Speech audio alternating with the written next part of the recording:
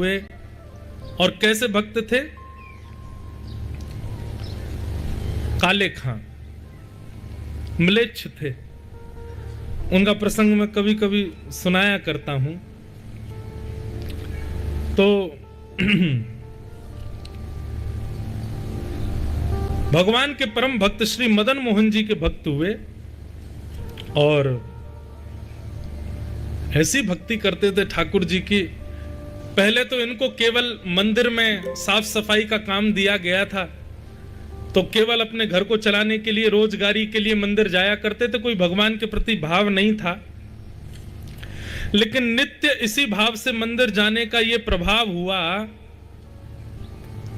कि धीरे धीरे इनको ठाकुर जी की भक्ति की लत लगने लग गई।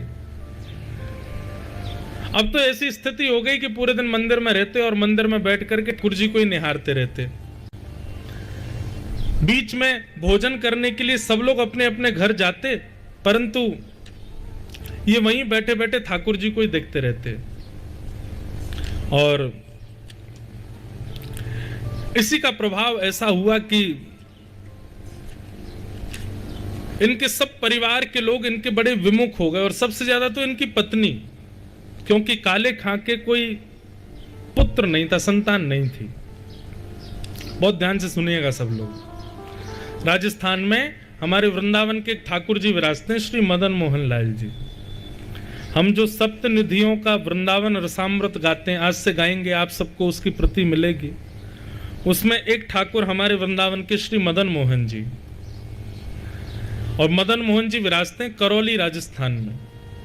और एक विडंबना की बात बताऊं, मैं आज तक कभी करौली नहीं गया, पर मदन मोहन जी की इतनी कथाएं गाई हैं, मदन मोहन जी का इतना लीला वर्णन किया है कि निश्चित है जिस दिन जाऊंगा उस दिन मदन मोहन जी का अद्भुत आनंद आएगा दर्शन करने में। मंदिर में झाड़ू लगाने की सेवा करते थे काले खां। लेकिन जब भी घंटे घड़ियाल बजते, आरती होती, तो काले खां झाड़ू छोड़ के और जहां सिड्डियां थी ना, वहीं दूर खड़े हो जाते। तो सबसे ऊंची सिड्डी जो थी वो काले खां के बिल्कुल नेत्रों के पास ही आती थी। तो वहां से वैष्णवों के चरणों के बीच से हल्की सी थोड़ी सी झांकी मदन मोहन जी की काले खां को दिखती थी।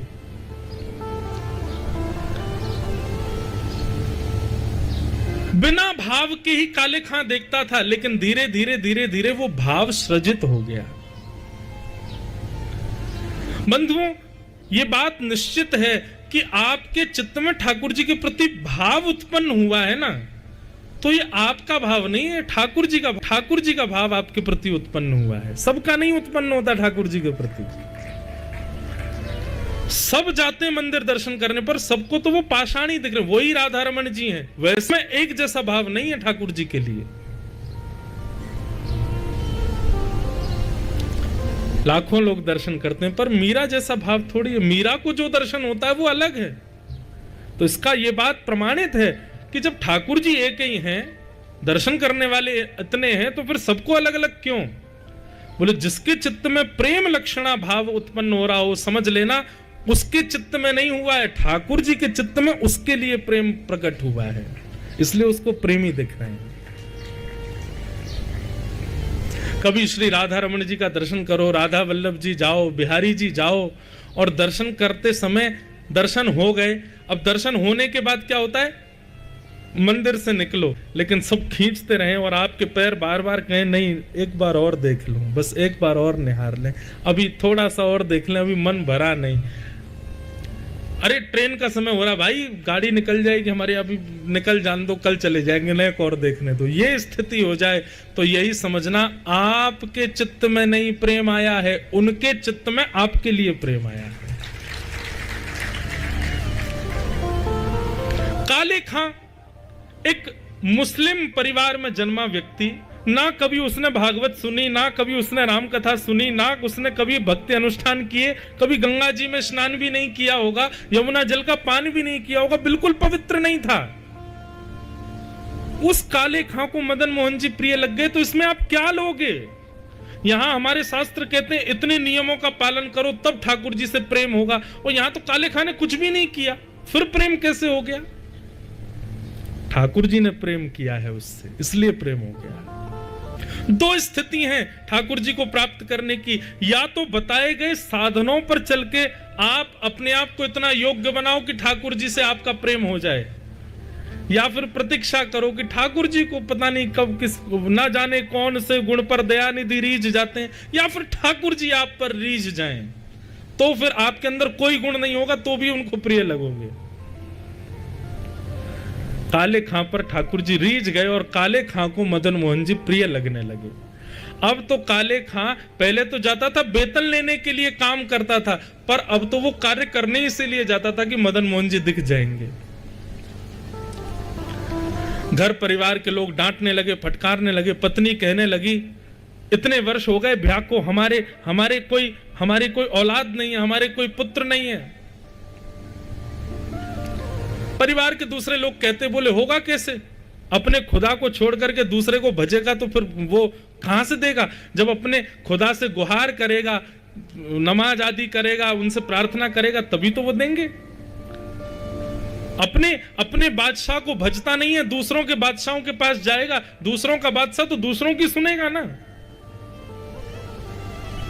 ये ताने रोज सुन सुन करके काले खां और घर का आना बंद कर दिया उन्होंने। बोले क्या करूं, घर जाता हूं सब सुनाते हैं। एक दिन इतने परेशान हो गए काले खां, मदन मोहन जी के सामने खड़े खड़े बोले, हे मदन मोहन जी, मुझे पुत्र की कामना नहीं है, पर मैं चाहता हूं मेरी पत्नी का मुंह बंद हो जाए। मैं चाहता हूं मेरे परिवार वाले जो ये ताना मारते हैं मेरे ऊपर, ये ताने बंद हो जाएं, ताकि मेरा आपके दर पर आना बंद ना हो, इसलिए मुझे पुत्र दे दो। देखो पुत्र मांगने का तरीका क्या था। काले खां खड़े हैं सामने, मदन मोहन जी ने कृपा की और कुछ दिन बाद ही खबर आ गई कि काले खां के घर में उनकी पत्नी गर्भवती है। अब तो काले खां और जाते हैं और जितने लोग ताने मारते थे उनसे कहते थे, आप बोलो, अब तो मैंने खुदा को नहीं भजा, कहां से आ रहा है ये संतान, ये हमारे मदन मोहन जी दे रहे हैं। तो सब लोग चुप हो जाते, कुछ कहते नहीं। पुत्र ने जन्म लिया, धीरे धीरे पुत्र बड़ा होने लगा। काले खां बड़े प्रसन्न थे, क्योंकि अब उनको कोई टोकता नहीं, कोई रोकता नहीं। वे नित्य सुबह मंगला में जाते हैं और 8 प्रहर का दर्शन करके फिर आते हैं घर पे। लेकिन सब कुछ सीधा सीधा चलता रहे, इसमें भी हमारे ठाकुर जी को चैन तो पड़ता नहीं है। ये बात बिल्कुल निश्चित है, आपका अगर सब कुछ ठीक ठाक चल रहा है ना तो घबराना, कभी तो कुछ ना कुछ होगा, क्योंकि ठाकुर जी सीधा सीधा चलने देते ही नहीं है भैया। और जिसका सीधा सीधा चल रहा हो समझ लेना ठाकुर जी की उस पर दृष्टि नहीं है। जो नेक नेक में गिर रहा हो, नेक नेक में लुढ़क रहा हो, नेक नेक में चिंता बढ़ रही हो, समझना पूरी पूरी दृष्टि। भाई क्लास में जो फ्रंट बेंचर होता है उसी पे ही सबसे ज्यादा दृष्टि पड़ती है टीचर की। उनका तो नाम ही बैक बेंचर्स है, वो तो पढ़े लिखे गंवार, वो गंवारी माना जाता है उनको। क्यों, टीचर देखे ना, इसीलिए तो पीछे बैठते हैं। सबसे पहला क्वेश्चन ही किससे पुटअप किया जाता है, जो सबसे आगे बैठा हो। बार बार प्रश्न जीवन में आ रहे हैं, बार बार उथल पुथल आ रही है, तो समझो आप फ्रंट बेंचर हो ठाकुर जी की क्लास के। तो सब कुछ ठीक रहे, इसमें ठाकुर जी राजी तो रहते नहीं है। 8 वर्ष की आयु हो गई काले खां के पुत्र की। यमुना के तट पर नदी के किनारे खेल रहा था और एक काले सर्प ने उनके पुत्र को डस लिया। मृतक अवस्था में पड़ा है। कुछ मित्रों ने जाकर के काले खां की पत्नी को बताया, आपके पुत्र को सर्प ने डस दिया। पत्नी दौड़ी दौड़ी गई, अब सोचने लगी कहां जाऊं, तो बोली मंदिर में काले खां को बताते हुए जाऊंगी पुत्र के पास। काले खां को जाकर के सूचना दी, बोले जल्दी चलो जल्दी। बोले क्या हो गया, इतनी हाफ क्यों रही हो, क्या हो गया। बोले हमारा पुत्र खेलने के लिए गया था, उसको सर्प ने डस दिया है, जल्दी चलो, कोई वैद्य बुला के लाना पड़ेगा, कोई झाड़ा देने वाला बुलाना, पुत्र मर जाएगा हमारा। इतने में घंटा बजने लगा ठाकुर जी की राजभोग आरती का। जैसे ही राजभोग आरती के घंटा बजा, काले खां बोले अरे तू जा, जल्दी जा, मैं आरती करके आता हूं। काले खां की पत्नी बोली तुम कैसे काफिर हो, हमारा पुत्र मरने वाला है, उसको सर्प ने डस दिया है, तुमको अभी भी ये कालिया दिख रहा है, इस मदन मोहन की शरण में बैठे हो। काले खां भूलो मत, इन्होंने ही दिया है वो हमको। बोले इन्होंने दिया है तो फिर ये बचा लें आज उसको। ऐसा कहकर के और भी कई बातें कहकर के पत्नी तो वहां से चली गई। काले खां मदन मोहन जी को देख रहे हैं, नेत्रों से आंसू गिर रहे हैं। काले खां कह रहे हैं आपको अच्छा नहीं लगता ना कि हम ठीक ठीक रहें? सब कुछ ठीक तो चल रहा था, 8 सालों से किसी ने मुझसे कुछ नहीं कहा। 8 सालों में एक दिन भी ऐसा नहीं गया कि मैंने आपकी कोई आरती छोड़ी हो, मेरे किसी भी दर्शन में अवकाश आया हो। फिर ये आज कौन सा नया खेल खेल दिया आपने? काले खां तो दर्शन करते रहे, ठाकुर जी को देखते रहे। इतने में ही पीछे से पत्नी अपने मृतक पुत्र, उसके मुख से झाग निकल रहा था, पूरा शरीर नीला पड़ गया था, उस पुत्र को ला करके काले खां के बगल में रख दिया, मदन मोहन जी के मंदिर के देहली के बाहर। बोले बहुत कहते हो ना कि मदन मोहन जी ने दिया है, कह दो उनसे कि बचाएं इसको। यदि आज मेरा पुत्र बच गया तो मैं तुम्हें वचन देती हूं, तुम्हारे साथ साथ मैं भी इनकी दासी हो जाऊंगी। बात तो सुनो पहले पूरी, अभी बचने तो दो उसको। आप लोग भी पहले ही पूरा क्लाइमेक्स खत्म कर देते। काले खां सामने खड़े हैं। बंधुओं, काले खां की भक्ति में एक बात देखी, उसने कभी भी अपने लिए कुछ नहीं कहा ठाकुर जी से। वो अभी भी मदन मोहन जी से कहता है कि नाथ, मुझे ये नहीं चाहिए कि आप मेरे पुत्र को बचाओ, मैं बस ये चाहता हूं कि आप मुझसे छूटो, ऐसा कुछ भी मेरे साथ ना हो। अगर आप मुझे ये वचन देते हो कि मेरे पुत्र की मृत्यु पर आप मुझसे दूर नहीं होगे तो मुझे ये भी स्वीकार है। लेकिन यदि मेरे परिवार ने आपको मुझसे दूर किया और उसमें कारण पुत्र की मृत्यु बने, तो मैं आपसे हाथ जोड़ के प्रार्थना करता हूं, इसको बचाओ। मैं इसके बिना रह सकता हूं, परिवार के बिना रह सकता हूं, लेकिन आपके बिना नहीं रह सकता, और मेरा परिवार मुझे आपके संग रहने नहीं देगा। तब आज भी मदन मोहन जी के मंदिर में ये पंक्ति गाई जाती है कभी कभी आरती के बाद। उर्दू के अल्फाज हैं काले खां के। आज तक कभी मंदिर में नहीं गया है, दिल्ली पे से ही दर्शन करता है ठाकुर जी का। मुसफ़्फ़क़ सफ़ीक रफ़ीक दिल दोस्त मेरे, अपने पुत्र के शव के सामने मदन मोहन जी से काले खां कह रहा है, मेरी नजदीकी हकीकी ख्याल कीजिए, मेहरबान कदरदान आला तू जहान बीच, मुझसे गरीबों का गुनाह माफ कीजिए।